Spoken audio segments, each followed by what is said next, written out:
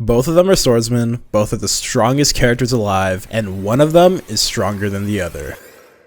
Alright, talking about the title of World's Strongest Swordsman. Is Shanks really a swordsman? Let's talk about it. Short answer, yeah, probably. Some might argue he's a hockey specialist. Hockey is such a fundamental way of fighting in the world of One Piece. It would be ridiculous to separate it from the art of swordsmanship. If you ever think of Shanks as this hockey man, hockey specialist, not a swordsman, ask these questions to yourself. Will Zoro and Mihawk fight without hockey? Did Shanks and Mihawk used to fight without hockey? If your answer to these are ever yes, bro, get yourself fucking evaluated. I don't know.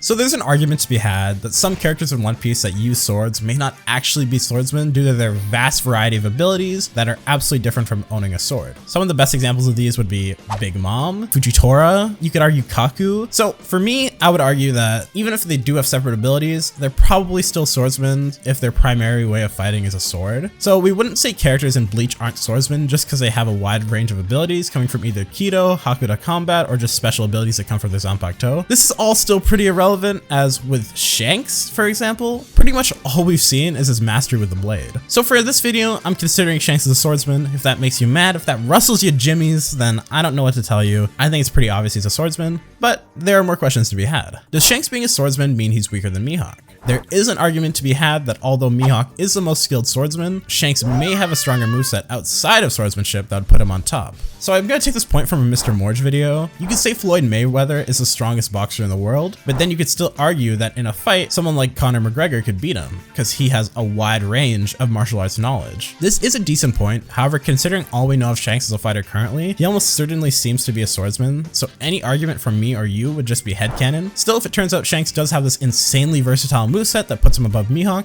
I will fully be in support of Shanks at least being relative and most likely being the stronger of the two. What do we mean by the world's strongest swordsman?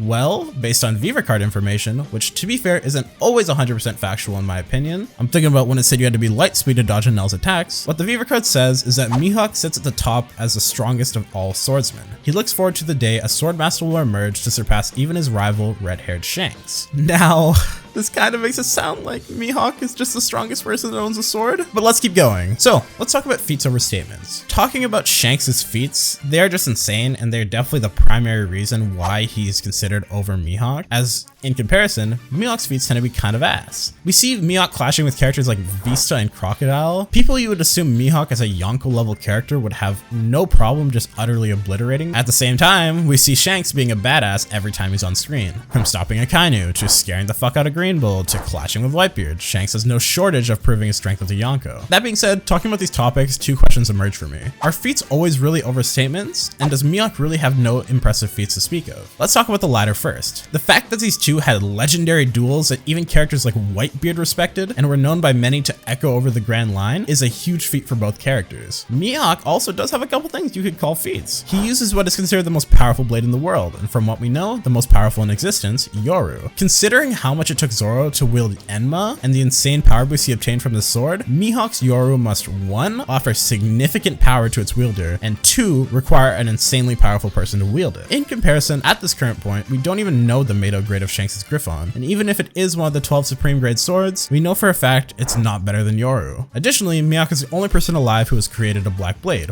While we don't inherently know how these blades are created, it clearly has a strong correlation to one's armament hockey usage. While it may not necessarily coincide with strength, as characters like Roger and Zebek seemingly didn't have black blades, it's worthy to note that the only 2 characters to ever obtain black blades have gone on to be known as the most powerful swordsmen of their time. Now, are feats always better than statements? When statements don't necessarily reflect how characters are presented in the story, it can be very frustrating for fans to take said characters seriously. Like I said prior, Mihawk doesn't do a whole lot of value in Marineford, especially for a character who is supposedly the most powerful swordsman. However, what I will say is, Mihawk's statements aren't just things Oda has forgotten about from 10 years ago that are clearly irrelevant to this day. No, Mihawk has always been presented as the world's strongest swordsman from as recent as the last chapter of One Piece. The title title is synonymous with the character by the wide fanbase and clearly by Oda himself. And it makes sense, as while Mihawk's feats aren't the greatest in the world, we haven't ever seen him take a fight seriously, especially as his opponents have never been admirals or Yonko. So where do we go from here? While Shanks does have the feats to seemingly be put above Mihawk, and while Mihawk has the statements to trump Shanks, what's clear to me is that Mihawk probably gets underrated due to his laid-back attitude towards fighting, and Oda still clearly pushes the narrative that he's the world's strongest swordsman,